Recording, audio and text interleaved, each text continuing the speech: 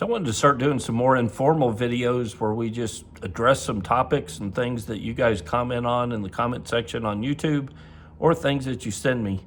And I thought this would be a good time to do this. So if it works out, like this video, subscribe if you haven't already, and maybe we'll do some more of these in the future where I answer some questions or comment on some things that you guys sent me. One of the first things I wanted to talk about was this video that I got from Kyle. So Kyle says that his wife recorded this on a dash cam. She sees this rider regularly on her commute to work, and she happened to capture this incident that occurred on her commute into work. And he says it's a good thing that his wife was the one actually behind him, because she is a rider herself, and she was giving him a lot of room on the road because she could see obviously that he was in trouble on the motorcycle. So let's open up this video and see what we can learn from it. So you can see our rider coming up in the far left-hand lane. There's a fair amount of traffic on the road, not somewhere you'd want to go down on for sure. But let's watch this video all the way through, then we'll back it up and talk about it.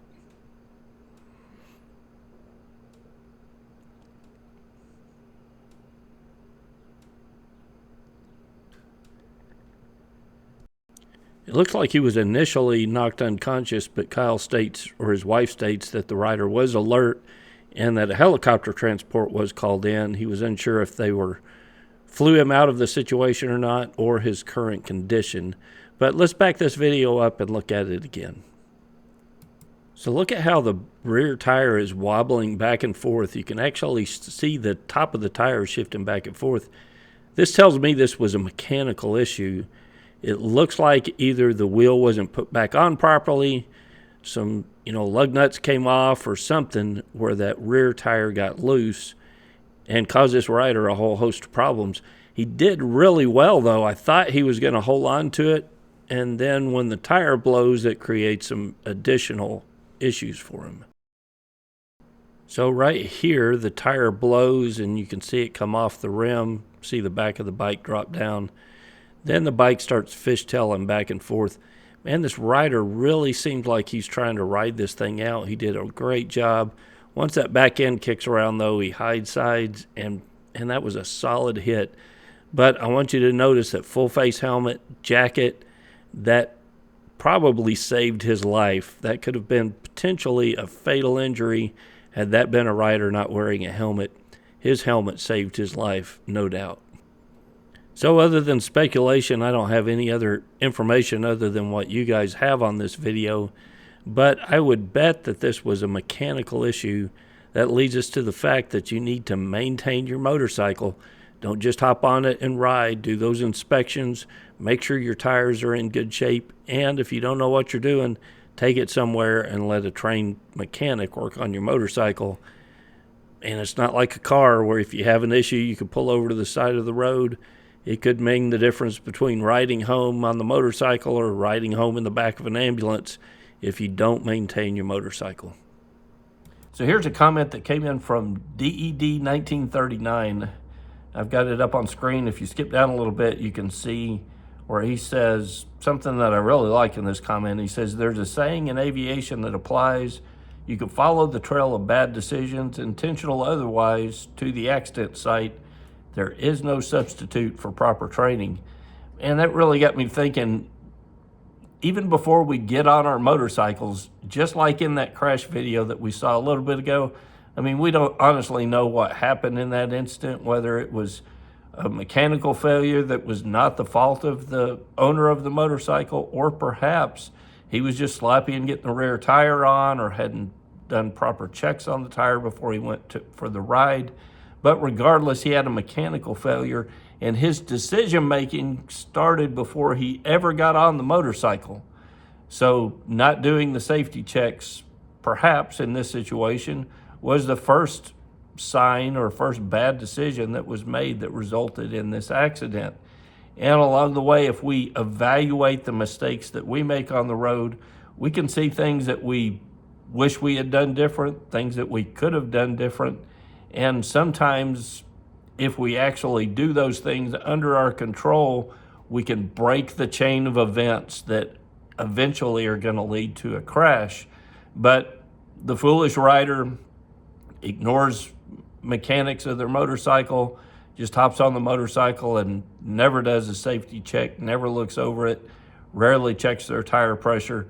They make bad decisions on the road. They develop bad habits in their road skills and road strategy, and eventually that catches up with them on the street.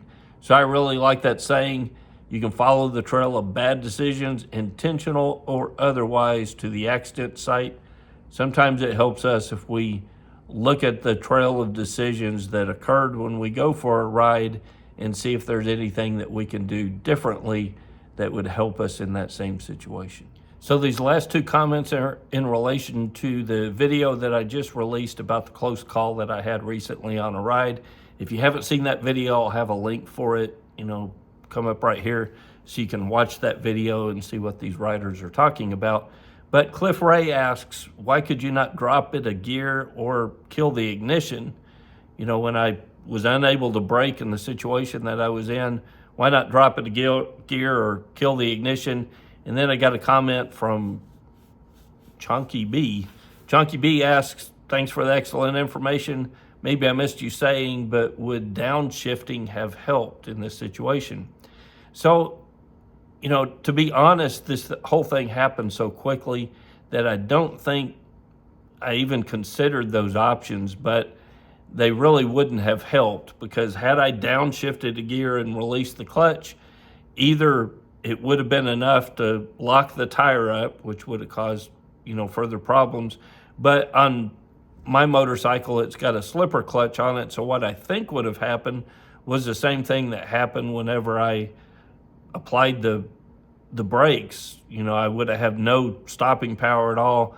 The slipper clutch would have allowed that tire to continue spinning, and it would have had no impact on getting the motorcycle to a stop. As far as shutting the ignition off, that would be something you would have to happen really quick. I guess you could do it with the engine cutoff switch if you could think about it, but the end result wouldn't be what you would want, because if you shut the motorcycle off, you're shutting all the electronics off, and the ABS and the cornering ABS is what kept me upright. So had I shut the ignition off while it was in gear and the clutch released, the tires would have locked up and I would have crashed, right there on the street.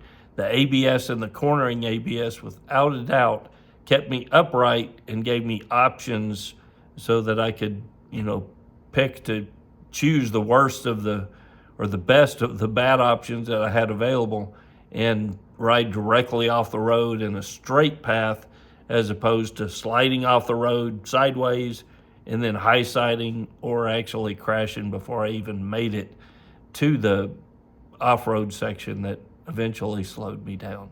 Before we go, let me give a shout out to some new members who support at mcrider.com/member.